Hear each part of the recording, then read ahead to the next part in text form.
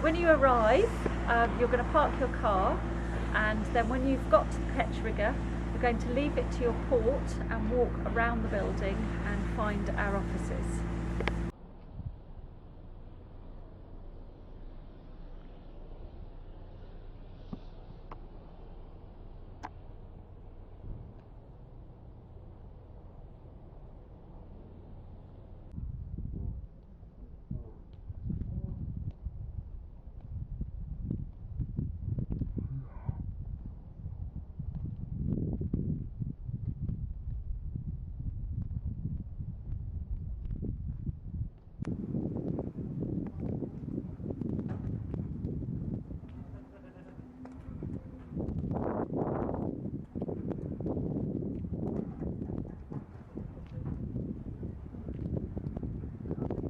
So welcome to our new look office.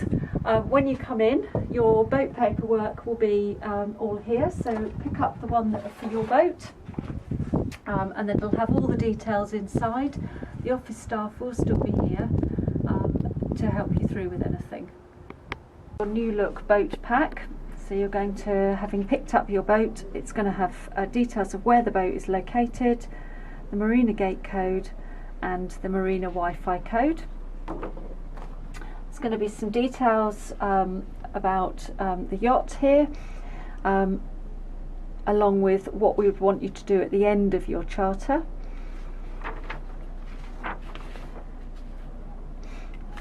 There's a useful information pack or sheet detailing some useful information that you might need during your charter. One of the really key things is our office hours number and the out of hours number, and also sea starts number.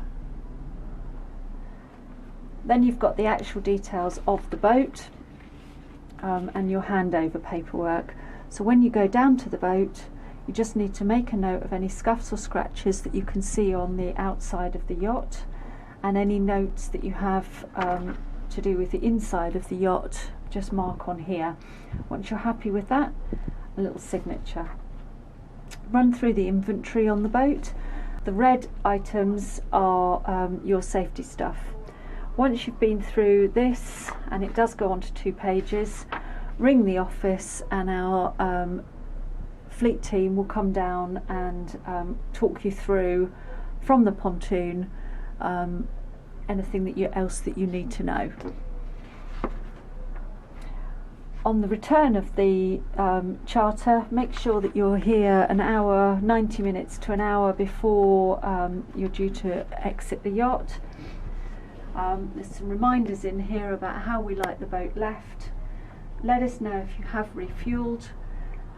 In the joining instructions there's some details about the new requirements for refueling at MDL, so please do make sure that you follow those.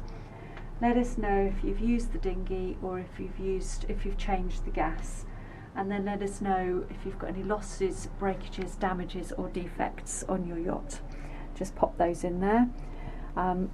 We do like to know about any defects so that we can make sure that we can fix them. And then once you're happy with that, a little signature. So when you're coming up to the office, you will we'll also work through all of your paperwork with regard to your security deposit and any additional paperwork that we've asked you to bring. If you need any optional extras, please, we do ask that you've ordered these in advance to make sure that we have them ready for you. Otherwise, and paid for in advance. Otherwise, we can sort those out while you're in the office and make sure that you've got everything and all the paperwork's taken care of.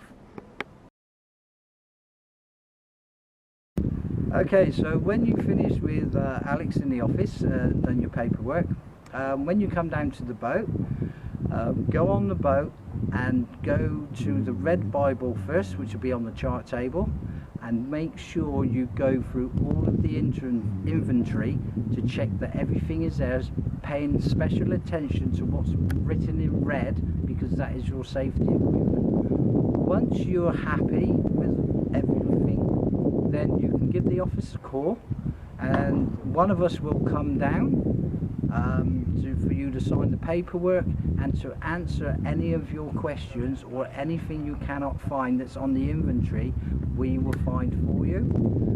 So if you've got any questions, then we can answer all your questions and also give you tips on the best way of taking the boat out from the berth.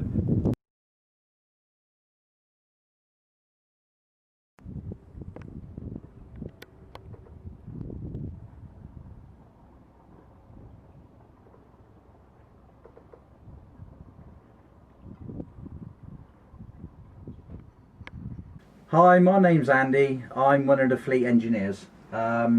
So when you first come down to your boat, on the chart table will be a red folder. This is what I call the boat Bible.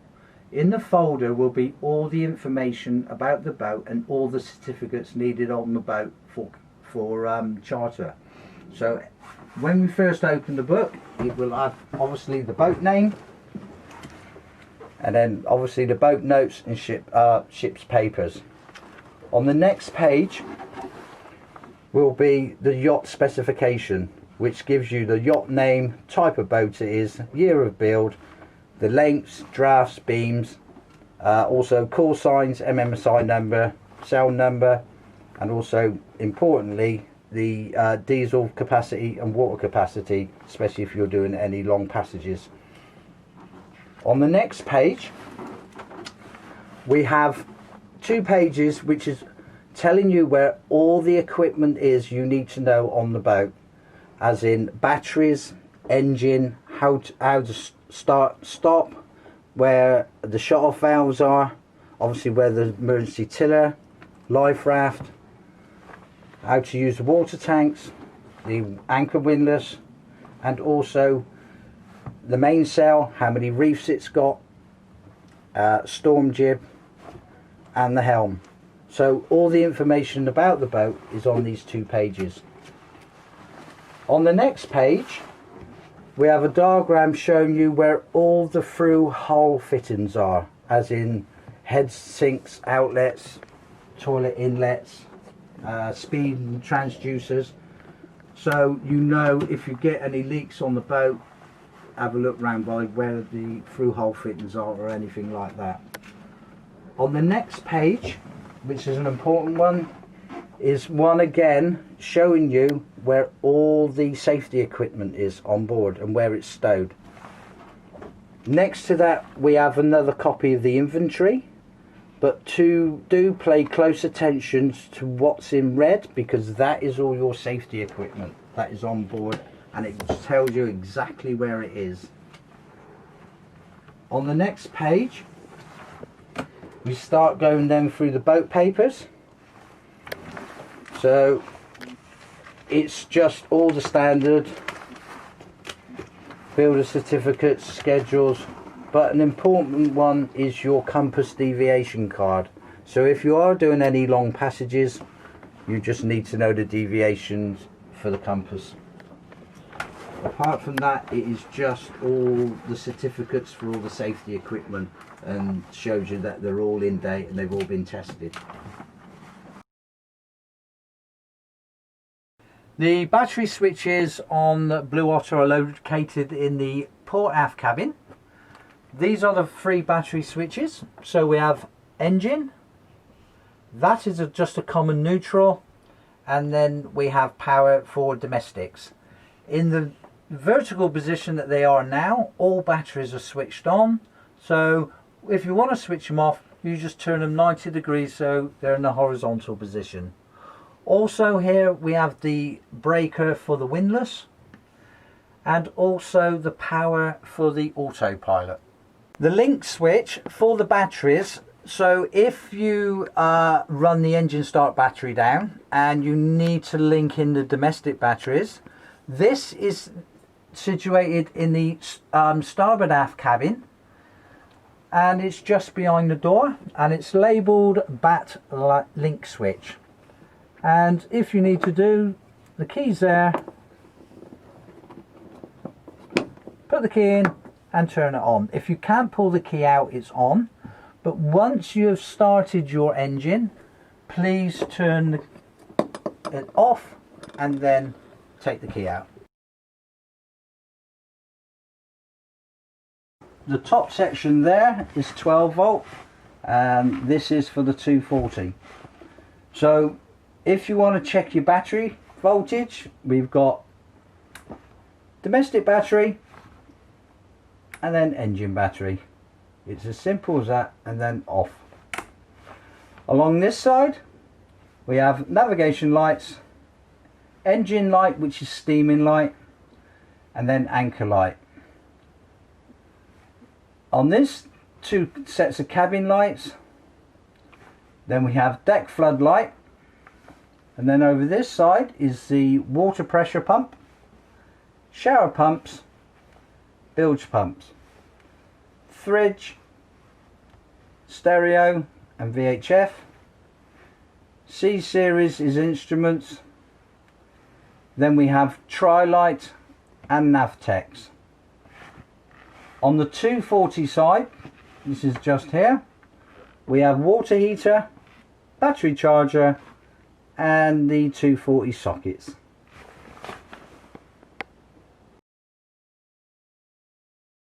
We have 2 water tanks. One is situated up forward and one is situated under the port aft cabin bunk. If you do run out of water on one of the tanks, we need to swap over to the next tank.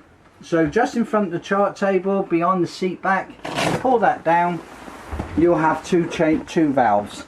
At the moment, this valve is closed, this one is open.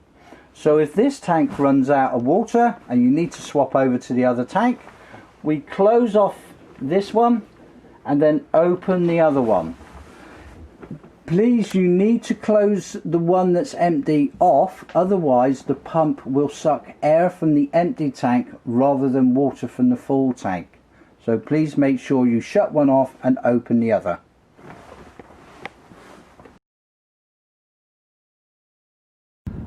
Right, the engine procedure for starting the engine on Blue Otter is gear lever in neutral, and we have a tape marking where neutral is. Then the engine panel is down on the starboard side by the wheel. So we turn power on, and then you will get your lights displayed there. Then the glow plug, we just put on no more than 7 seconds, and then press the start.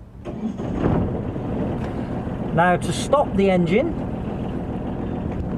we have a stop lever, so we just pull to stop the engine and then power off. The fuel gauge is just here, but you need power on for the engine,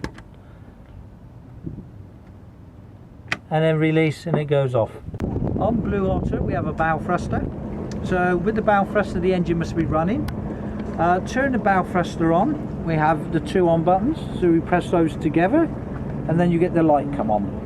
When the light's on, she will thrust to port, and that's the way you want the bow to go. And if you want it to go to starboard, you just press the starboard.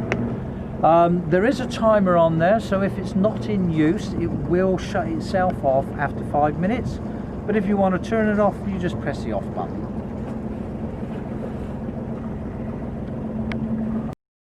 On Blue Otter we have 3 reefs. We have reef 1 and 2, which are single line reefing, which are on the jammers on the port side, and reef 3 is a conventional reef. So we have, you clip on the ram's horns at the gooseneck, and then we have a leech line which is over here. So reef 1 and 2 is single lined, reef 3 is old style. The genoa is a standard genoa on the furling system. So please, when you're furling the genoa in, please do not put it onto a winch. If you have problems with the furling system and you cannot pull it in by hand, then there must be a problem. If you can't see what the problem is, drop the genoa onto the deck, give us a call and we will sort it out or talk to you through it on the phone. Please do not try and winch the genoa in on a winch, because you could cause more damage.